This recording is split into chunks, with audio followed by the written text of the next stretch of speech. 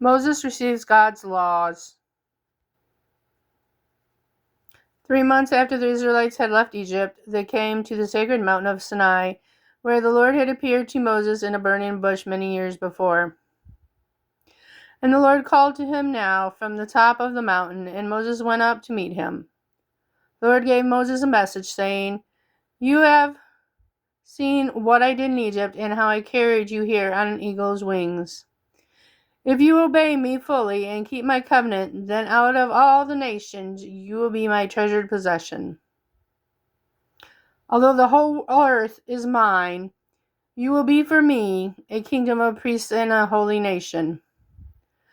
Moses went down and summoned the elders, telling them what God had said. Then the Lord called Moses to him again and said that in 3 days' time he would come down from the heavens in a thick cloud and speak to him in front of all the Israelites. 3 days later, the sky suddenly darkened. Peals of thunder crashed high above, and lightning flashed from the heavens. Deafening trumpet blast ripped through the air. The people huddled together in terror, but Moses went to them and led them to the bottom of the mountain. From the middle of the cloud, a smoke. The Lord spoke to Moses and told him to come up with his brother Aaron. Before he went, Moses said to the Israelites, "Do not be afraid. God has come to test you, so that the fear of God will be with you to keep you from sinning." Then the two brothers climbed higher and higher into the thick cloud where God was waiting. He said to them, "I am the Lord, God, your God, and these are my commandments. You shall have no other God before me. You shall not bow down to idols or worship them. You shall not misuse the name of the Lord your God.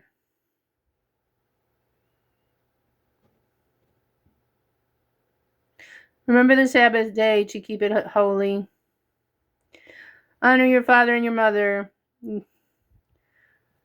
You shall not murder. You shall not commit adultery. You shall not steal.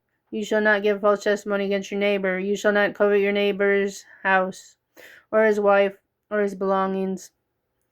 When he had finished, the Lord told them to go down and make an altar at the bottom of the mountain. He went on to give them some more laws and said that an angel would go with the Israelites on their journey to the promised land.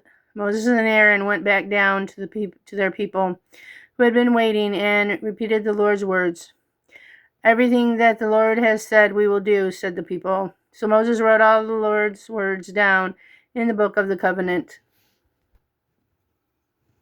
They built an altar with 12 stone pillars, one for each of the 12 tribes of Israel. And they made burnt offerings to God. The best young bulls were sacrificed, and Moses sprinkled some of the blood on the altar and some over the people, saying, "This is the blood of the covenant that the Lord has made with you in accordance with all his words."